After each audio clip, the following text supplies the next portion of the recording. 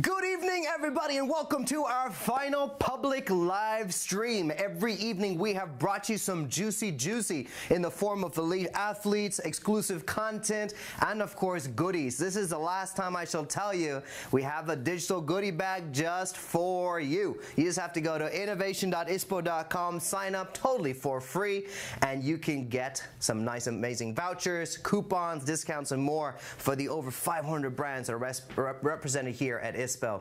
Now, just like the other days, we have some athletes in the house, we've got some content, we might even have a little bit of a workout. Who knows what's coming? All I can say is gather your family, gather your friends, be socially distant, be really safe, but let's have some fun together. This is our final hurrah here at ISPO Munich Online. After a lot of great content, we gotta end with some inspiring stories. So what we have next is from the class of 22, the European Championships Munich. We've got Alma, Bestvater, who is here.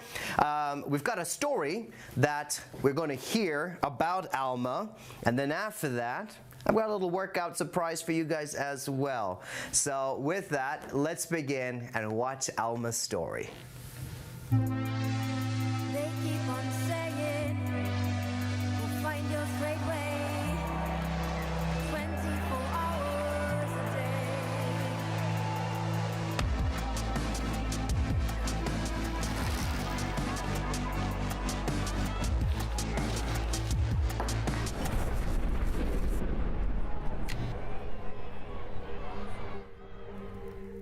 Alma, Bestvater, Klettern. Allez, geht schon, komm.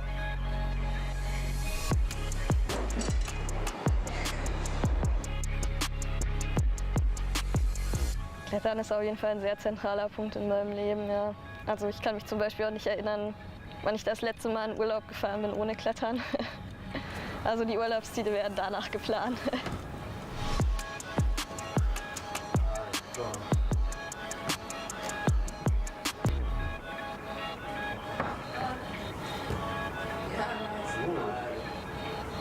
Ich bin über meine Schule zum Klettern gekommen. Da hatten wir so einen Klassenausflug in den Thüringer Wald und dabei sind wir auch mal geklettert an den Felsen, die dort stehen.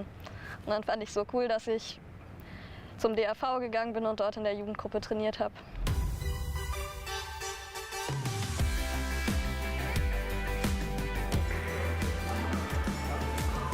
Ja, dann ging das ganz langsam los mit den Wettkämpfen, so regionale Kids Cups, und 2012 hatte ich dann meinen ersten deutschen Jugendcup und da lief es dann ganz gut, und dann hatte ich auch meine ersten internationalen Jugendwettkämpfe und dann habe ich mich so langsam Stück für Stück nach oben gearbeitet irgendwie.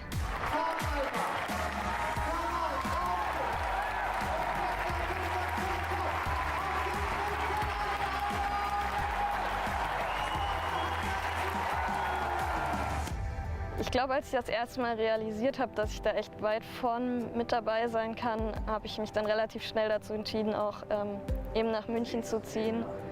Einfach, weil hier ein Bundestrainer vor Ort ist, weil es hier eine gute Trainingsgruppe gibt mit einfach starken Trainingspartnern, auch genug Hallen und Möglichkeiten zum Trainieren einfach vor Ort. Den da. Dann an den. Und den. Ja, was soll ich nochmal für Tritt? Den schwarzen, ne? Ja. Und? Die Kugel natürlich dann. Den. Sonst nichts. Dann den hoch. Den da. Dann den da. Den da hinten hast du noch. Dann den. Dann den.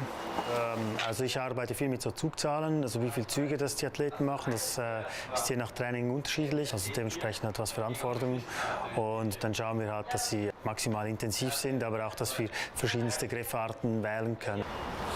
Schwarz und dann, was war? Das Schwarz war top.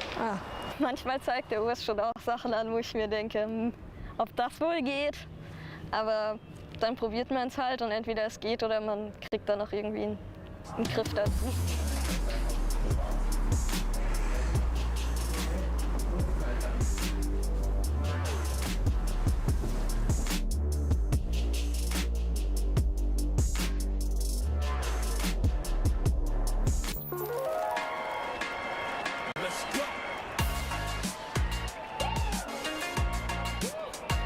Wettkampfklettern gibt es die 3 Disziplinen Bouldern, Lead und Speed.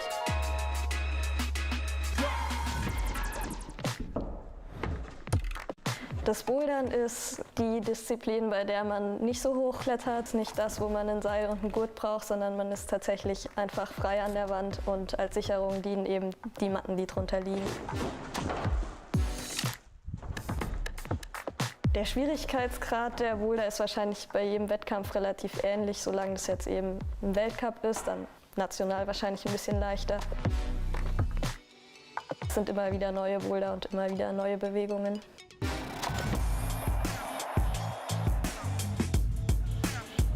Beim Bouldern gibt es einen Topgriff und das erste Ziel ist natürlich erstmal, dass man den Topgriff erreicht. Das ist dann eben ganz oben in dem Boulder.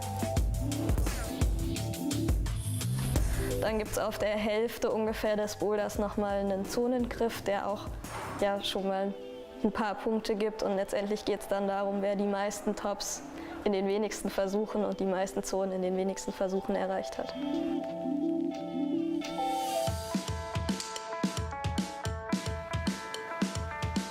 Das Speedklettern ist dann das, was immer an derselben Route stattfindet.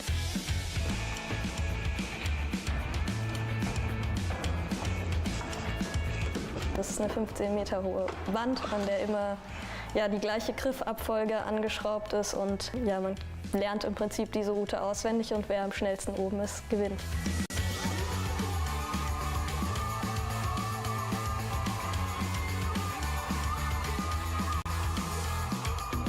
Natürlich muss man erstmal die Griff- und Trittabfolge lernen und die Bewegungen einschleifen, aber dann kommt es wirklich nur noch darauf an, möglichst schnell da durchzukommen und eben nicht abzurutschen.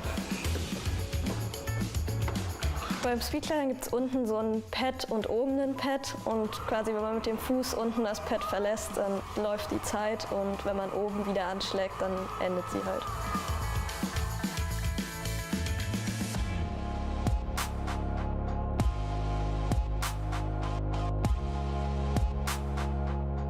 Das Leadklettern ist dann so ein bisschen das klassische Klettern, wie man es sich halt vorstellt, also mit Seil und Gurt.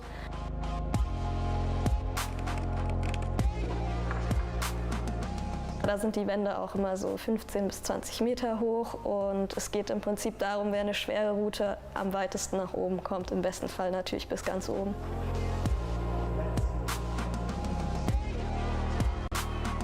Sobald man eben den Boden einmal verlassen hat, zählt der Versuch und wenn man fällt, dann ist es schon direkt vorbei.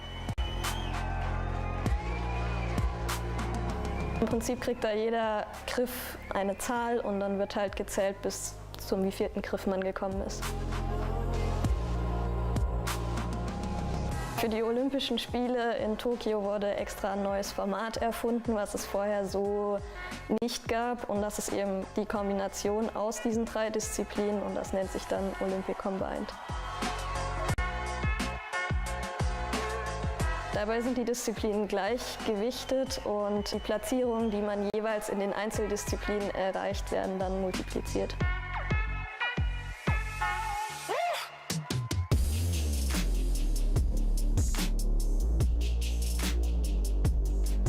Seit 2018 wohne ich im Olympiapark, genau im Uhlidorf. Und das ist halt super praktisch, weil es einfach mega nah am Olympiastützpunkt ist. Also ich bin einfach schnell im Training, ich bin schnell bei der Physio. Und ja, auch so ist es ja relativ zentral. Man ist auch schnell in der Stadt und eigentlich überall, wo man hin will.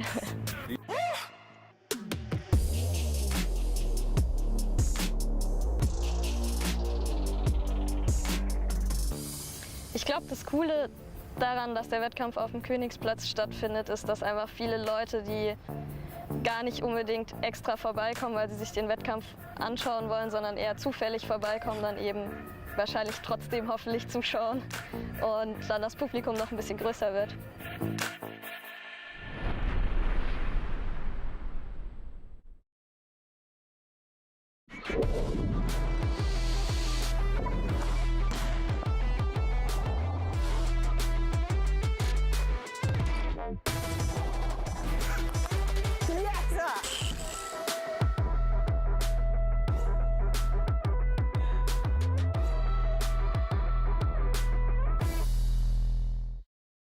I've really enjoyed doing these public streams specifically because we can bring these elite athletes and their stories into your homes. I hope you've enjoyed finding out about the class of 22 European champions that we have in the studio, the incredible accomplishments and the dedication and determination. I hope we'll continue supporting them as they keep reaching for even higher heights. Again, Alma, thank you so much for sharing your story. And with that, it's a chance for us to use our own inner athlete mindset. Yesterday, we had a session by Techno Gym. Today, we have a session by BLACKROLL. So if you're feeling up for it, a little open gym by then, let's have that right now. Hello and welcome ISPO community. My name is Marius Keckeisen. As the president of BLACKROLL, I'm happy to welcome you to our open gym session. Today, we want to introduce to you the concept of eccentric muscle length training with our new tailor-made BLACKROLL stretch band. I'm happy to have Claudio with me. He is the founder of Holistic Sana, a movement coach with more than 16 years of experience. He trains people from his own grandma all the way to top athletes. Together with him, we developed the new stretch band and the exercise concept behind it. As we will only launch the product in a few days, we will give you some alternatives on how to join this training session. As an alternative to join this training session, you can use any kind of exercise band, super band, belt, or towel. The construction of the BLACKROLL stretch band is specifically made so that within the exercise, you will always have full control over your own body and the movement. The unique stretch and elasticity activates the muscles and fascia to ensure stimulation, preventing injuries. The great thing of eccentric muscle length training is that we are not focusing on building muscle or any high intensity exercises. So no worries, you don't have to sweat so much. But we feel into your body. We detect areas of restricted mobility and unlock them right away. The exercises are targeting exactly your areas of restricted movement, as they are created in a functional way, focusing on the dominant fascia lines in your body. The restrictions can be totally different for each of you. This is no classical stretching. The biggest difference is that we are not in passive positions, but we will always be active and we have always the control of the movements. Therefore, we create balance in your body. You will get to know your body better. You will find problem areas so that you can also in the future use the other BLACKROLL tools and self-massage techniques to especially target these areas. Preferably, you would even use the massage tools even before the exercises in the areas you have the biggest pain or stiffness. So now I hand over to Claudio. I wish you a lot of fun and enjoy the session. Thanks, Marius. Let's go.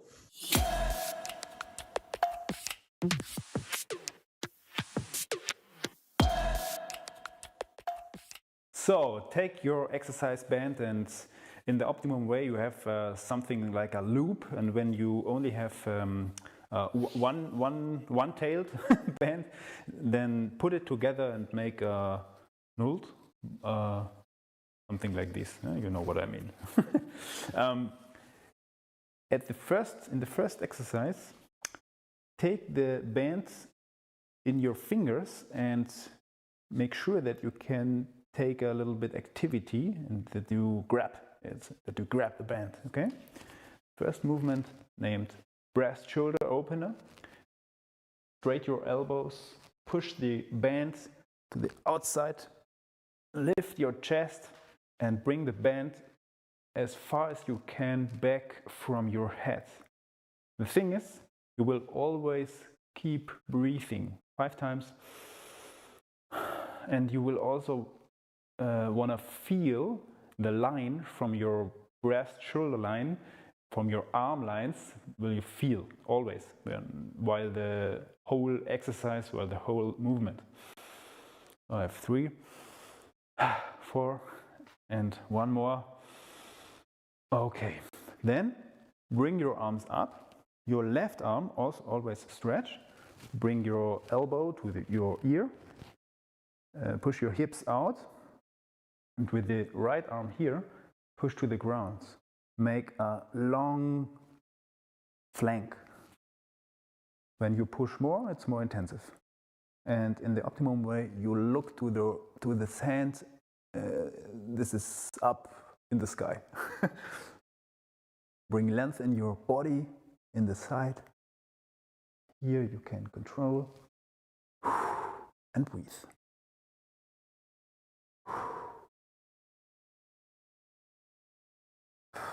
Okay. Change. Right arm, grab. Right elbow. To the head. Hips out. Look up. Push it to the sky. And bring a little bit intensity.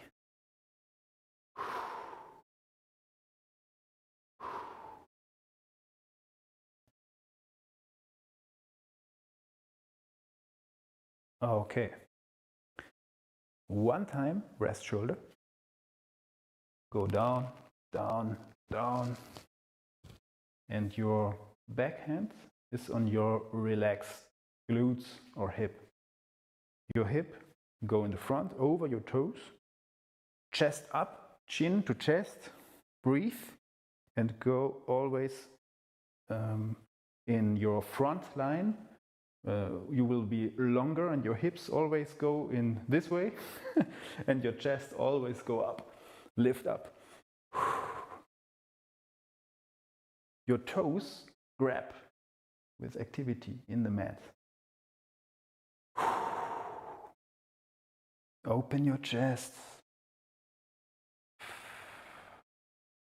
Okay. Now from here, go down. Very easy, relax in this position. No activity. Okay, come up. Next round, a little bit more. From here, grab it, push it, straight elbows, chest up, up, up, up, up, up.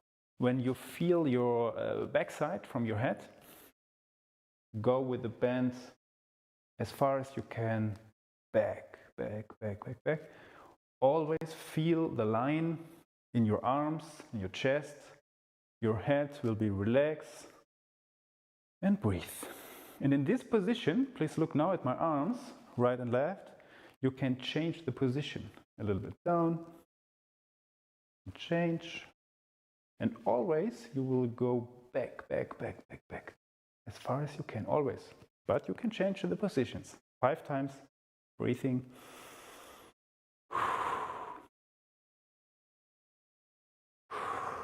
One time more. Okay.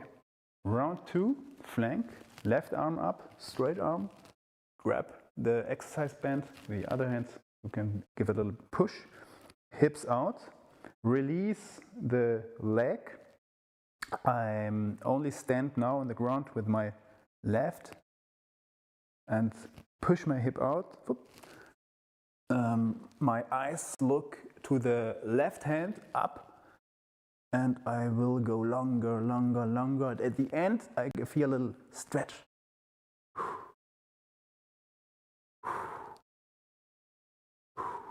Release. Okay, change. The inside from your hand always look up. Hips out, straight, push. Go down, down, down, or bring length in the side from your body. This is a perfect exercise, a perfect move for all the muscles and fascia structures who has to do with the breathing process.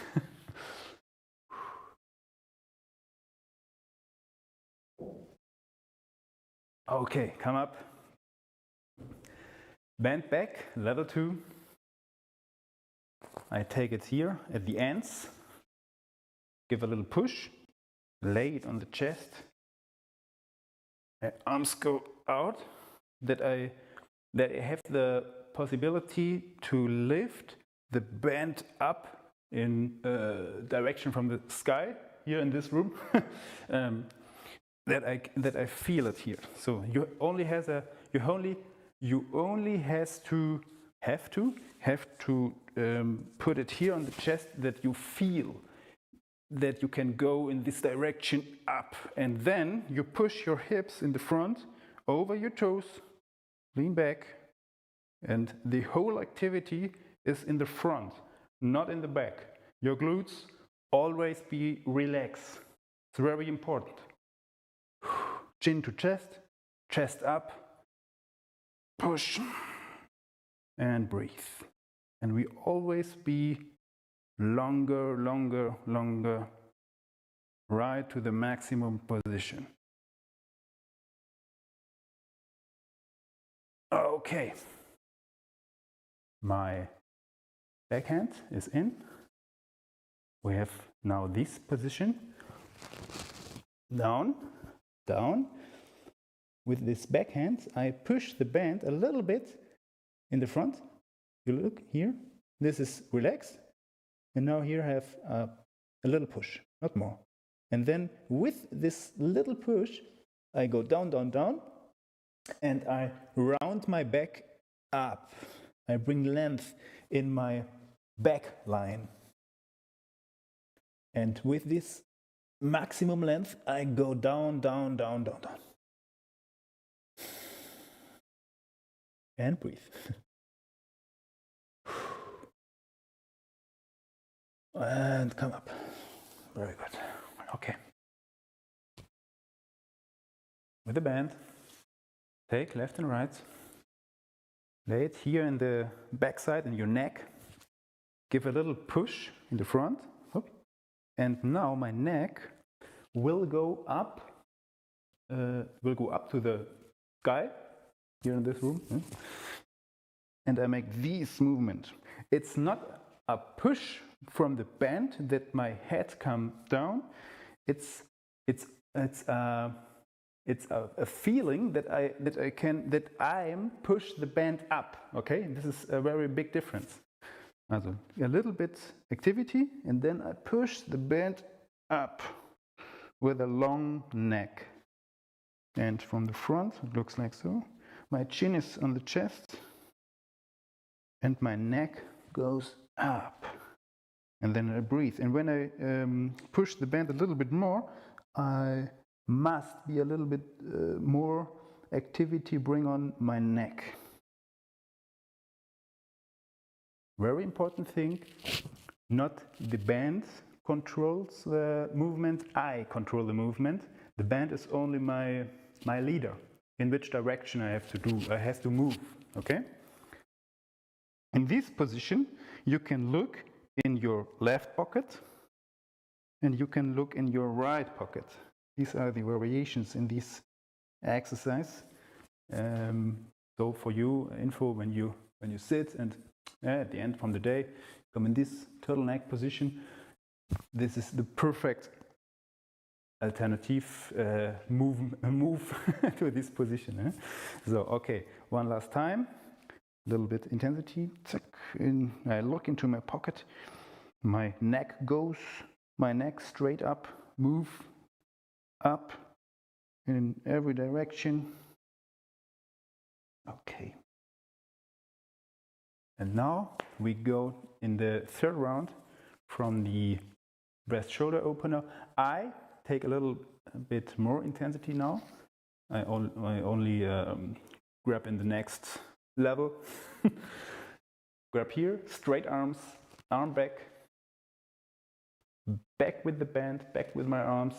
I feel always the arm line. I look in my right hand. And now I follow my right hand with a rotation to right. Maximum. My left leg is complete straight. And my toes, please come to my toes. My toes grab here with very strength activity in the mat. Straight knee, hip 4,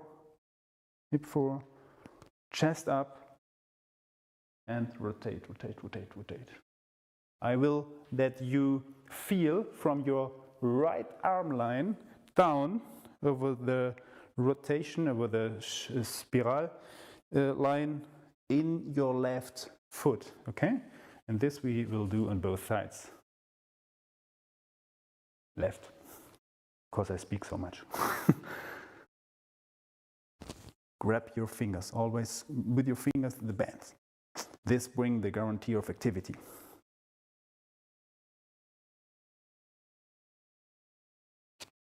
Hips in the front, straight your right knee, and go in the rotation. Chest up. Okay, very good. Flank, level 3, left arm is up, push up, a little bit stretch to the ground, hips out, release, and now we add a little bit rotation from my chest in the left side, okay? My chest will straight up, and then I go down. It's like a towel that I don't know the word, but I will do this in my body, okay?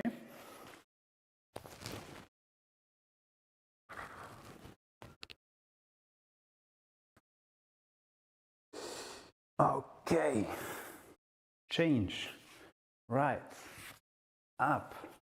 With a little push. Hips out. Release the left leg. Chest out or up. And then we go down. I only activate now the right side, not my left, only my right side.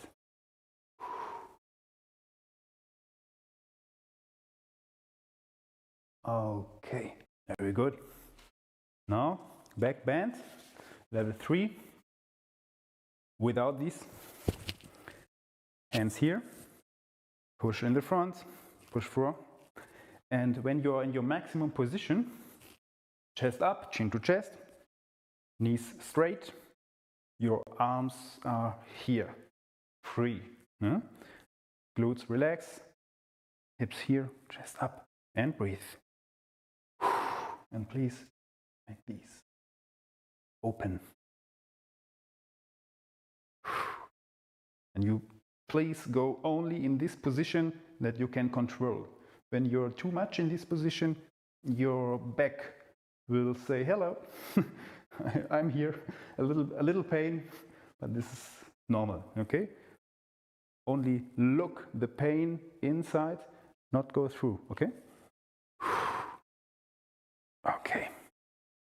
We have the band here in our neck. I give a little push in the front. I come down. Now I give a push in this direction to the knees, and then I make a very, very round back.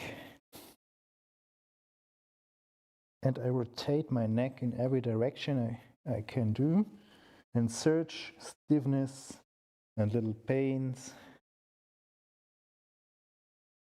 and feel in. When you want, you can release one leg. It will be a little bit more intensive.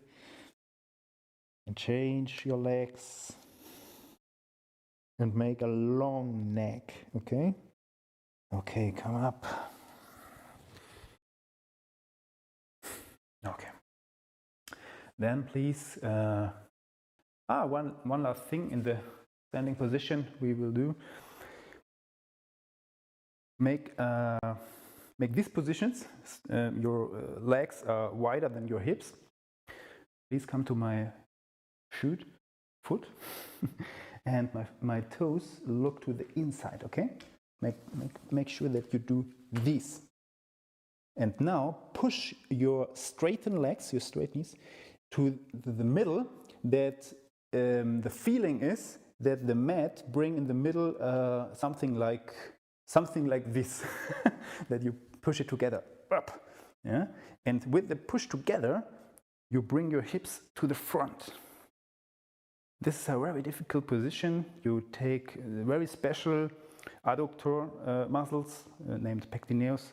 They are very special and have a relation to pain in the back, okay? Very, very, very nice movement.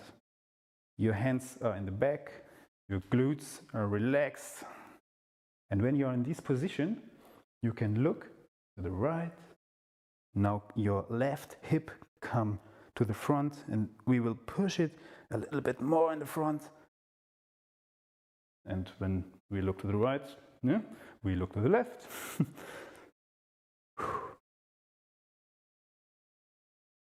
And we always will feel the spiral line in our body, okay? And please make these 1, 2 times.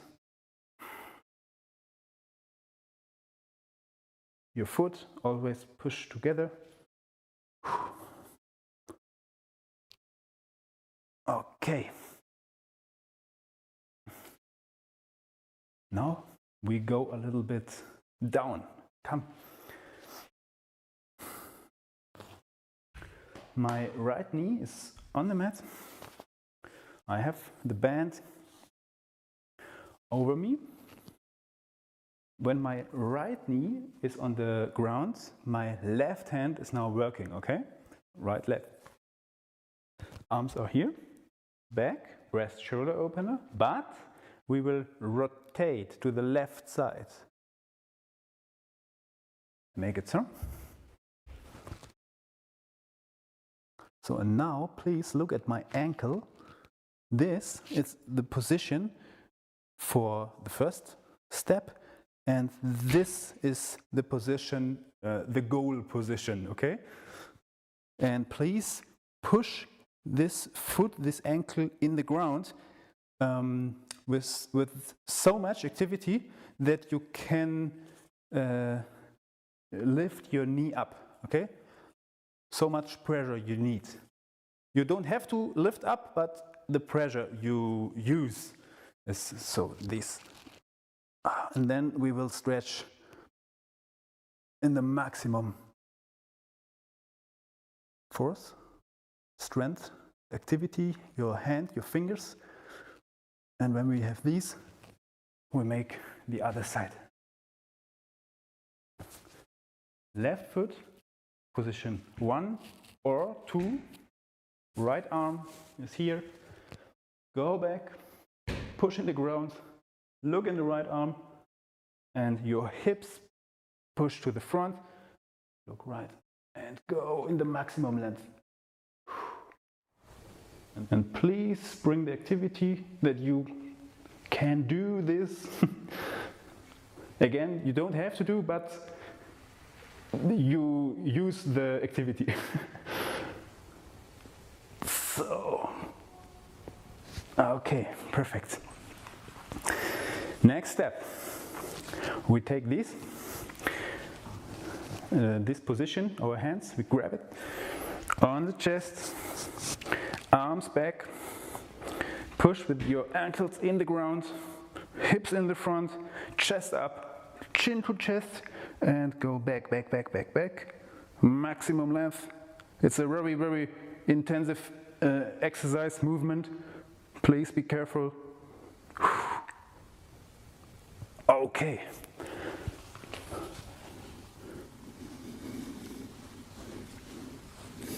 Okay.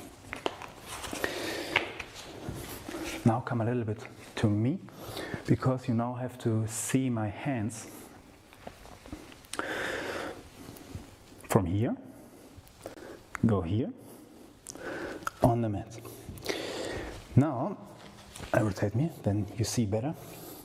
My fingers give a push in the mat, okay? When I come to you and go to your fingers, I can't lift up, okay? You push it in the ground.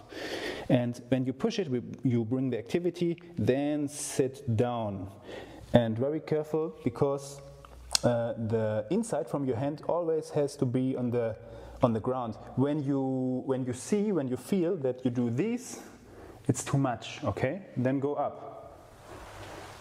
My feeling is always, also inside my thinking, I do this. This is the movement I do, okay? That open my arm lines when you sit on the desk, when you sit at a chair all the time, and when you work with a mouse or something, the people have always, and not always, or very often, so pressure and tension and pain in the elbows or wrists. Then this is the perfect movement for this activity. Very, very important. And then you can search with your shoulders. Look, with your shoulders, left, back, right, and search the tension in your arms. And when we do this, we also can do this. I show it again. From here, rotate to here. Go down. Your backside from your hand, push in the ground.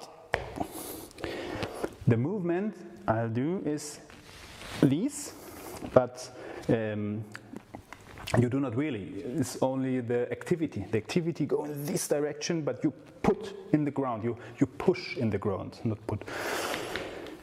Push in the ground, and now you make a round back. You push your shoulders to the sky.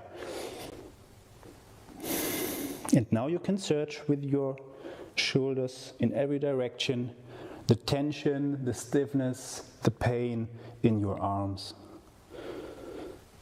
And when you have some stiffness, I have now here, then I concentrate on this area. I feel stiffness and bring length in it. Let it smelt. Okay. Perfect. With the band in this position, in your neck, make a round back, push a little down and bring a long neck and search every direction. And when you find something, concentrate, bring length in, activity. You have the control of the movement. Let it smelt. And go to the next position. You can put your arms on here, or on here, or on here, or on here. Be free in the movement, okay? That you can do all the movements that blocks you, that bring too much stiffness. When you find it, that you will open your neck, okay? Always think that you will do the opposite from this, okay? Every direction. This is very important. Okay? So on the ground. Next, one arm from here. Push down. Go up, breathe. Other side.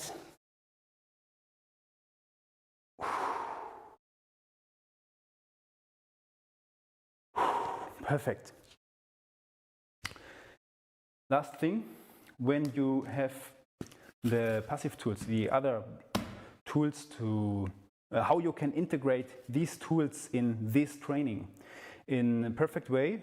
For example, when you do a back bend and you feel a pain in the back, for example, okay, then you can use a fascia roll, lie down, go on the area that brings the pain before you do the back bend. Work on it, make the area a little bit softer, and when you do these 2 minutes, for example, then the back bend will be very much more easier when you do it not. Okay, I hope you understand what I mean. Please use the fascia tool always before you do this eccentric muscle length training, and then you have the perfect win. I wish you all the best, much health, See you. Bye, Claudio.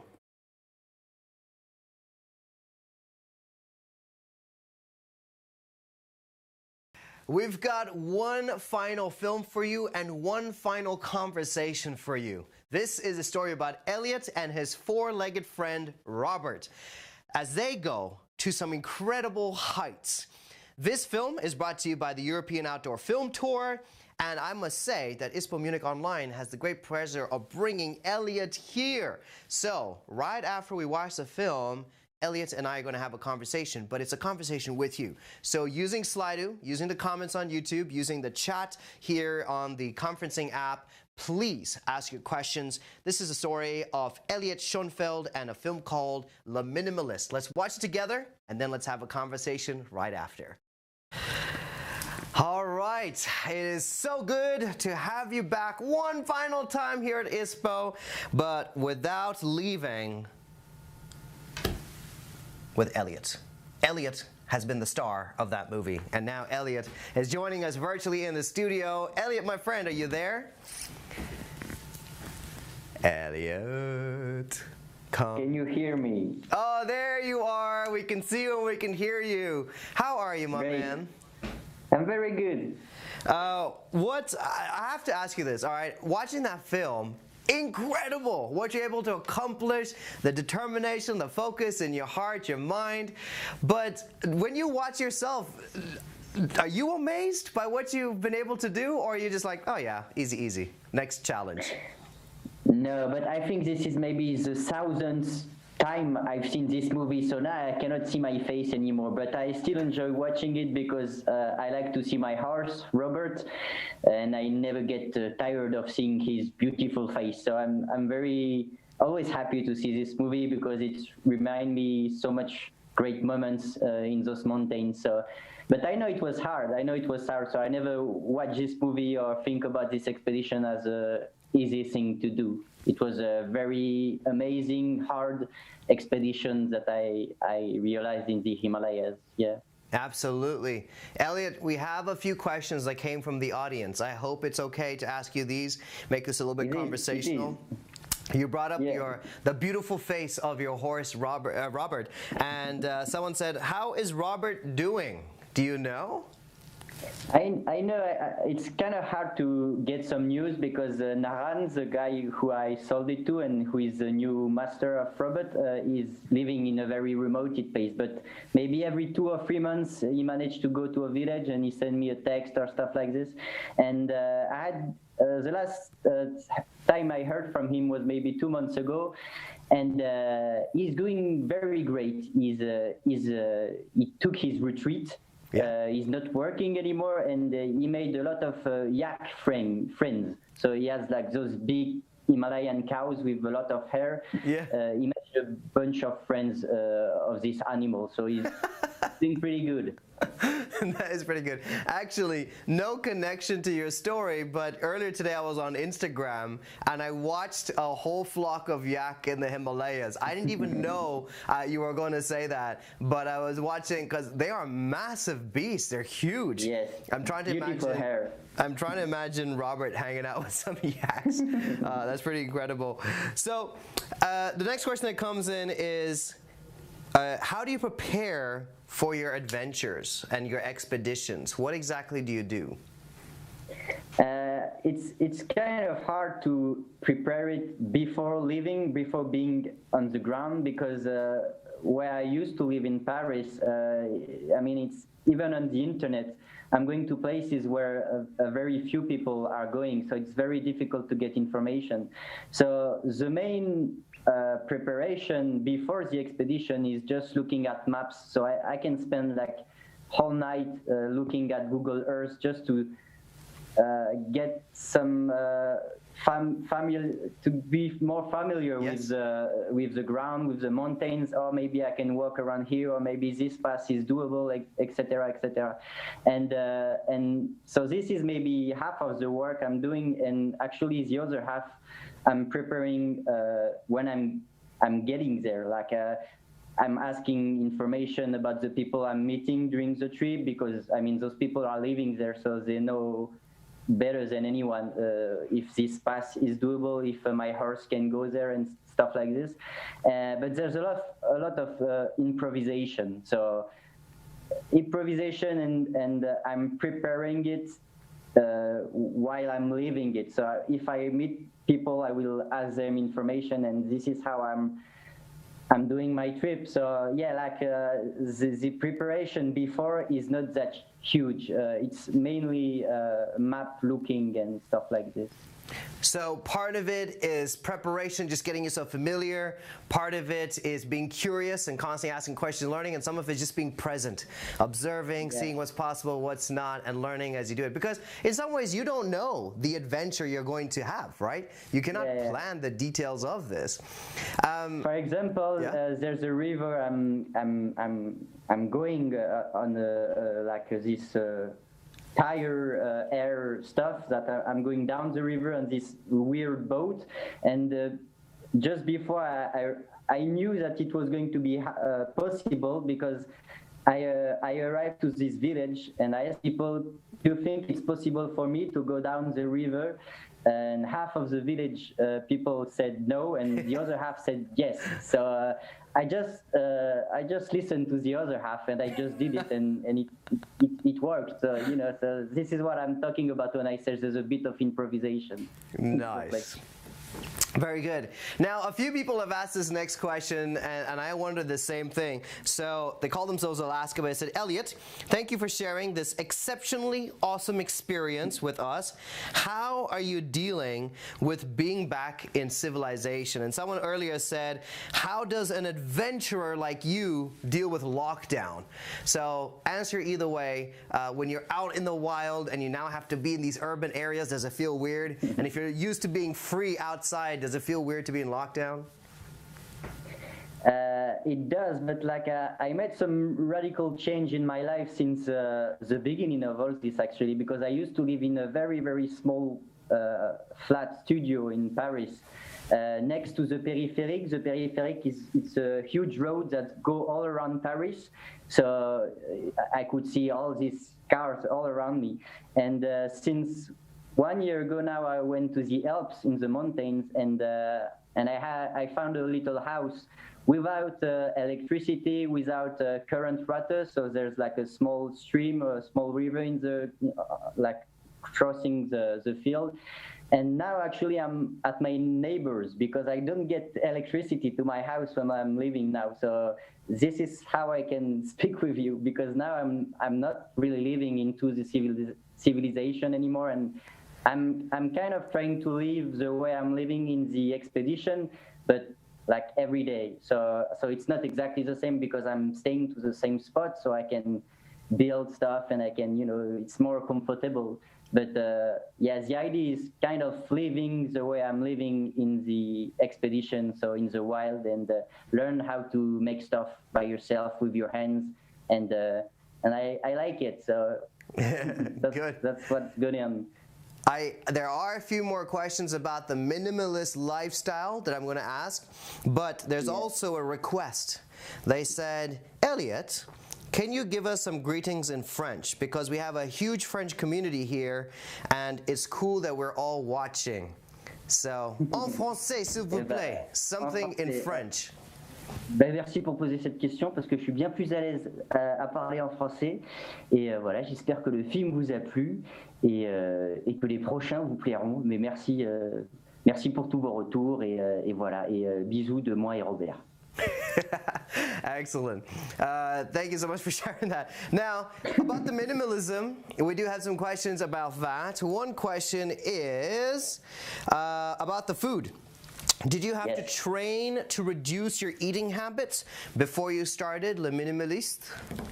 I did exactly the opposite. Like I hate sports, so I never train physically before leaving to an expedition. The only physical exercise I'm doing is eating the most I can. So I'm eating so much cake, so much everything you can find in a fridge to get bigger before leaving to the expedition, because I want to have some kilos to lose, because I know I'm going to lose some kilos. So yeah, besides eating a lot of cake, there's not so much training physically. Okay. That's interesting. It's not the answer I thought you were going to give, but I like the honest answer. I'm not sure it's the best way to do it, actually, but this is how I've been doing it for 7 years, and it's all right. And it's my working. body manages. Yeah. The next question is why do it minimalist? Like, some people try to do these things as fast as possible. Some people try to do it as many times as possible. Some people try to do it solo. Some people try to do it as a team. Like, there's many ways you can challenge yourself. But why the minimalist challenge? Why is that close to your heart? It's just something that it's an idea that I have been evaluating in my head. Like, the first real expedition I realized was in Mongolia, and in Mongolia half of the population is nomadic people, so they live by themselves, like they are autonomous people, like they have so much freedom, and because they know how to do everything by themselves, they make their own food, their own clothes, their own shelter, everything. I mean, they don't need anything from the rest of the world because they know how to do it. And it was the first time in my life that I was discovering this, because before meeting them, I thought everybody were living like me in the city and in civilization. And this discovery really opened my mind, and for me it was like becoming free again, if you don't need a huge structure and industry and so much stuff to be able to live, if you can manage to get rid of this from your life and manage to take care of your own and learn how to, to connect with nature and learn how to live with nature because we're part of it, I think it's just it's something that makes me happy, and it's something that seems to me very great and like how the world should be, like, because I think this wall that we put between civilization and human is really an illusion, and this illusion is very dangerous. So the goal and the sense I kind of gave to my life, and so to this expedition too, is to try to come back on Earth, and meaning that I mean like trying to learn how to live in this amazing planet again, because I have the feeling that a lot of humans actually lost all their connection with this planet. So and like they're living on like we are on another planet. So my goal during this expedition and during my life is to try to get back on Earth, because I think it's a fantastic place to be, and yeah, I really like it. Absolutely. And you know what's interesting, Eliott, about reconnecting with nature? So obviously I fly around the world as part of my job, I stay in nice hotels. My little sister, she lives in Ecuador with her fiance, and they have the opposite life. All their art, they make themselves. All the furniture, they make themselves. Everything that they have is completely in appreciation and celebration of the nature around them. And I think that it's so good to be connected to the earth, as you were saying, and to recognize that we are part of it, and not just to abuse it or to use it. I also think that for some reason the Western world has sold us to this lie of consume, consume, consume. The more you consume, the better you are. The more you have, the more you're moving up. And I think the whole minimalism trend is actually healthy. Like you said, you like the challenge. You want to figure out, okay, there's no Wi-Fi here. Who can I talk to? What human can I connect? What friendship can I make to try to get some Wi-Fi? Or, I want to be able to create something. And you do that with your creativity, not by just, I need money, I buy something. I need some more money, I buy something else. So I think from that point of view also, it's good to come back to our roots. Yes, this is, I mean, definitely the goal of everything. And something I've learned meeting those people who are, for me, the last people who really know how to live this planet again. I mean, like nomadic people, hunter and gatherer, all these people I met during my trips and expedition. People living in Alaska with their snow dogs and going hunting and fishing, and what I've learned with those people and the in Mongolia, Alaska, Himalayas, Amazonia, etc. Is maybe before I was living in those expeditions, I have this maybe this misanthropia feeling. I don't know how you say it in English, but the feeling that, oh my God, human is really a weird species and not really a good one because they're destroying everything that's living on Earth. Precisely. So that was kind of my idea. And meeting those people, I realized that humans are not the problem as a species. I mean, we've been living on this planet for millions of years, and there's never been the kind of problems we're living now. So what it means, it's a way of life, it's a way of thinking, which is called, for me, civilization, that are making us this people destroying planet. But it's not in our nature to destroy nature. And I realized that by meeting humans who know how to live respectfully and in harmony with what's around them. And so for me, it's a very hopeful discovery that I made, because human is not the problem. I think the problem is the way humans are living and how we made those society become possible.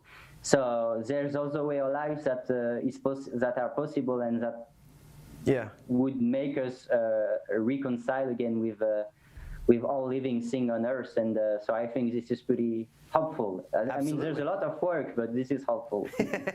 Restoring our faith in humanity. So one more question for you, Eliott. One final question. A lot of people are asking, what's next? What's next? What's your next project? Do you have any ideas? So after Himalaya, I did another expedition, which I came back maybe 1 year ago, and it was in the Amazonian jungle. And because I discovered the jungle, weirdly, it was in Himalayas. I didn't know I was going really to discover the jungle, but as you see it in the film, as soon as you climb down the mountains, you end up in the jungle. And I thought the jungle were amazing. So I decided when I came back to France that I wanted to plan my next expedition in Amazonia. So I did this for last summer. I did this, so it was a 3-month expedition, and I hope I'll be able to show you the movie one day, because the movie is done, and it was the craziest expedition I've done in my life. And now my next project would be to there's some scientists in Norway that made a study about Arctic fox, and they put a necklace with a collar, a collar, so they could see to track them exactly. So after the beginning of the study, they checked the computer to see where the fox were, and all the foxes were very close from the beginning of the study, maybe 100 kilometers. Except one fox, a female fox, who ended up in Canada. So she did like 4,000 kilometers in 64 days, and my goal is to do the exact same route from Norway to Canada. That's amazing. Yeah. We're going to put a collar on you, Eliott, and no, you can just take a film crew with you. But hey, my man, thank you for helping us restore our faith in humanity, and also thank you for showing us the beauty of adventure. So take care, and we'll see you soon. Take care. So, with that, ladies and gentlemen, I have to say, it has come to the time when we have to say goodbye to you. I'm not going to say goodbye without giving you a little bit of a gift. So down here, the digital goodie bag, please do sign up so you can get a bunch of goodies from us. Look, ISPO continues all year round. In addition to other events that are happening later on this year, we have a community that is thriving, that is strong. Conversations have to continue. So please get involved. Go to ISPO.com and find out. I want to thank all of our partners who made this virtual experience possible. I want to thank all of the collaborators, curators, speakers, panelists, everybody that was here, including the incredible production team behind that wall over there that I can see, who make sure that I look good and audible. And from my end, Dan Ram, I must say, wow. My final big thanks to you, the audience. Thank you for watching. Thank you for being a part of this. Thank you for making this successful. I sincerely hope that very soon soon, once we're all vaccinated, we can meet again in person. Until then, the most important thing, stay at home, stay safe, stay well, and let's believe in a better world that we can all co-create together. Good night and goodbye. See you.